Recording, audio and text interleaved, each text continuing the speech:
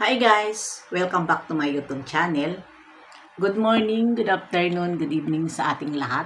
Saan man tayo sulok ng mundo. Sana ay nasa mabuti tayong kalagayan at ligtas sa anuman masamang kapahamakan. At bago ang lahat, shoutout muna tayo sa founder ng Kalingap, Kuya Val Santos Matubang at Edna Vlogs. Kalingap Rob, syempre kay Jack Matubang at sa lahat ng mga sponsor na walang sawa tumulong sa mga nangangailangan, more blessing to come. At syempre shoutout sa Kalingap Strikers, hindi ko na kayo maisa-isa, at mga kaibigan ko dito sa mundo ng YouTube, lalong-lalo na Teta Lydia, Hayat's Mix Vlog, Cell TV PX, Jacqueline, Irene Azojima, at syempre Dai Twin Bell, Tintin, Charma, Farah, Aisan, Pinay at ng Guam, at syempre si Pinay, at sa lahat ng mga kaibigan ko, ang hindi ko mapangalanan, pasensya na dahil sa dami nga ng kaibigan ko. At syempre shout out sa Jumcar 23 at mga supporters ng BB Beyonce. At ayan na nga, ano ngayon ang ating topic nandyan sa ating thumbnail, nandyan si Carla, at tatalakayin nga natin ngayon ang ating topic patungkol nga doon sa pag-private ni Baby Carla. At ayan na nga mga Just Charity Eaten at si Anonymous. Dahil alam naman natin si Anonymous kung saan ito. At syempre Alipuris ito ni Ilong. At ayan, natamimi kayo. Dahil si Carla, ang akala nyo siguro ay maniniwala sa inyong mga kabaliwan. Imbis ang bata hindi makapagsalita ng hindi maganda dahil wala siya dapat pakialam, pero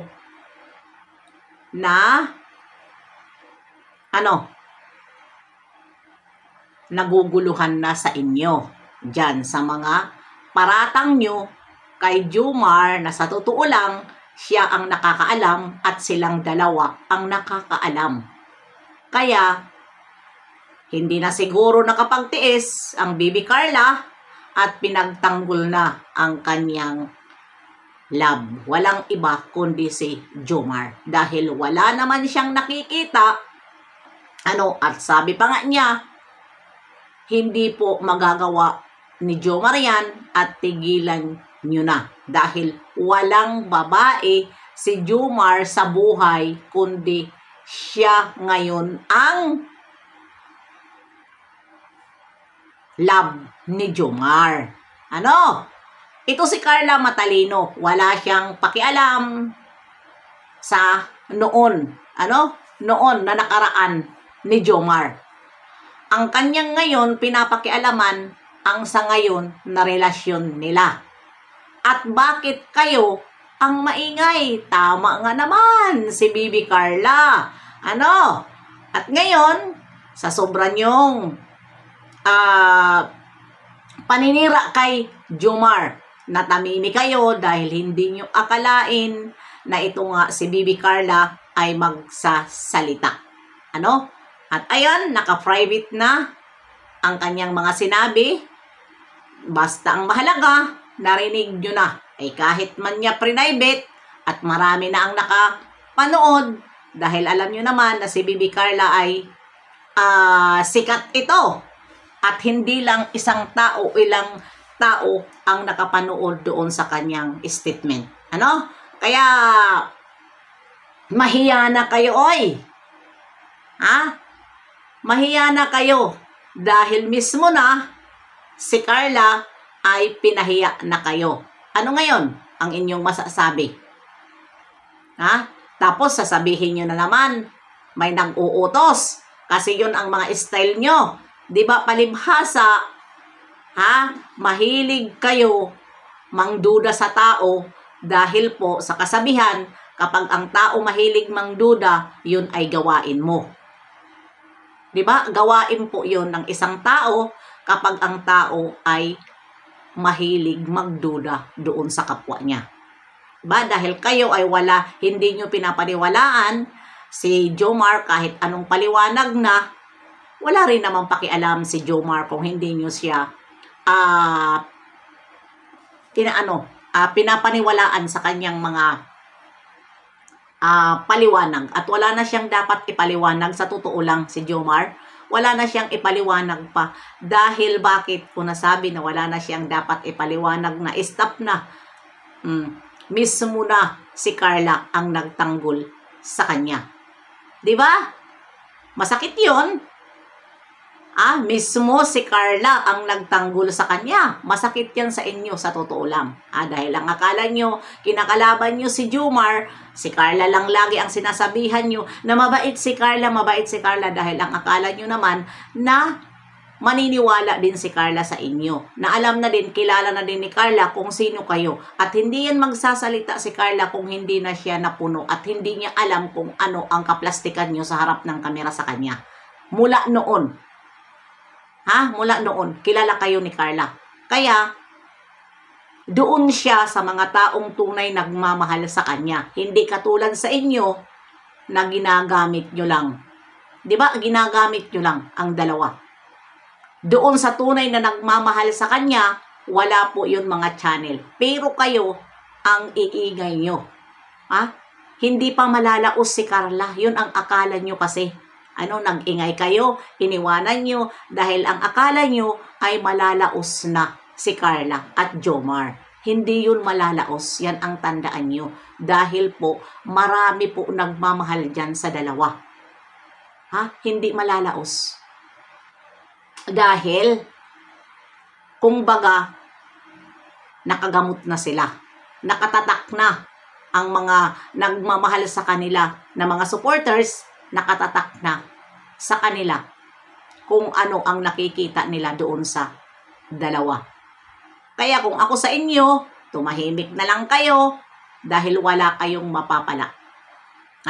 Sa sobrang ingay nyo, nang akala nyo ay mapapaniwala nyo si Carla, sino ngayon ang napahiya? Hindi ba kayo? Matatanda na kayo, pero napagsabihan kayo ng isang bata pa. Kaya, hindi pangit ang ugali ni Carla. Na real talk lang kayo. Dahil ang bata, kapag puno na, pumapatol na rin yan sa atin, lalo na pag alam nila na mayroon silang rason. Diba? Lalo na pag may alam nila na mayroon sila rason, sasagot sa atin yun. Hindi naman masama sumagot sa katulad sa atin, sa mga ganitong edad natin, ang mga bata. Hindi masama sumagot, basta doon lang sa tama. Diba? May katuwiran din sila. Pwede rin sila sumagot. Ano ngayon? Siguro ko ngayon, ang GC nyo ay puno na puro Carla na naman, tulad noon. Diba? Ang nangyari, noon puro Carla, Jomar. Mas lalo ngayon na si Carla ay nagsalita na. Kung hindi nyo na naman yan, dyan chismis sa inyong mga GC. Alam na des. Kuha ko na dahil mayroon na akong proof sa inyo. Noon pa sikat pa si Carla. Ginagamit nyo na.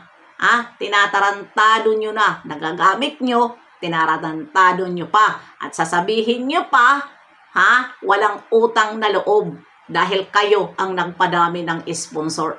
Wow, ginamit nyo ang pangalan niya, kaya dumami ang sponsor. Kahit hindi naman kayo nagbuo, ng love team, dahil sikat yung dalawa. Kung hindi kayo nagbuo, lahat ng mga sponsor nasa kay Kalingap Rab.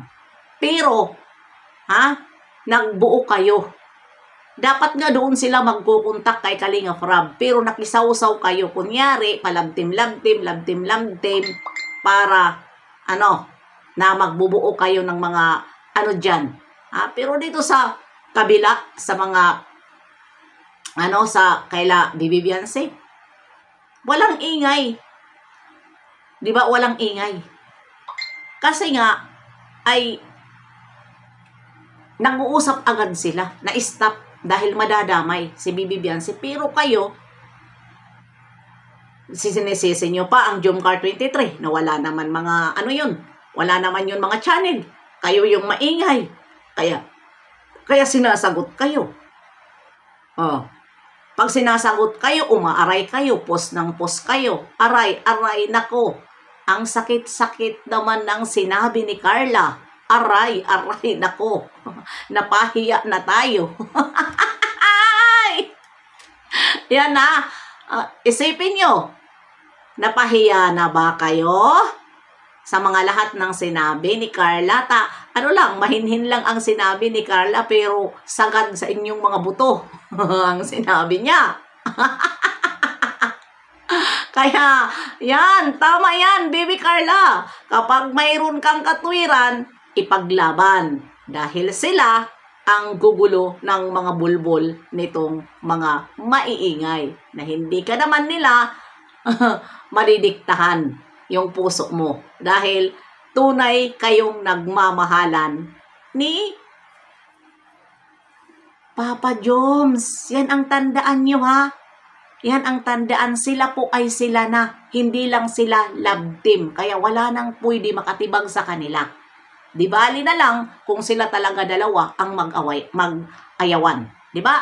Kaya, see you later. Bye-bye.